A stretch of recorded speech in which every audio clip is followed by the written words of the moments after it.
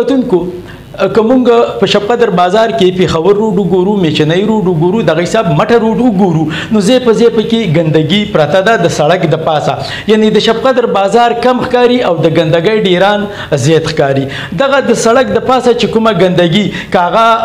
ریړه باندې کاغه دکانداران دي کاغه چبلی پروش دي دغه ګندګي وروړي او د سړک د پاسه ورځوي معلومیږي داسې چې دغه سړک باندې کوم د قومي خزانه نه اربونه روپۍ لګیدلي کروڑونه روپۍ لګیدلي دا دغه چبلی پروشو دغه دکاندارانو دغه ریړبانو د ګندګۍ د پاره پی لګیدلې دي یعنی د اولس له د سہولت د پاره یا د ډرایورانو د سہولت د پاره دغه کروڑونه اربونه روپۍ نه دي لګیدلې ټیمه شپقدر له پکار دا چې دغه دکاندارانو دغه ریړبانو دغه چبلی پروشو ته یو سایت ته ډسټبین کیدي او ټول ته دغه هدایت ورکي دغه ورته وای چې تاسو ټول ګندونه څومره دي هغه دې ته راوړی دي کې اچوي هغه بیا مونږه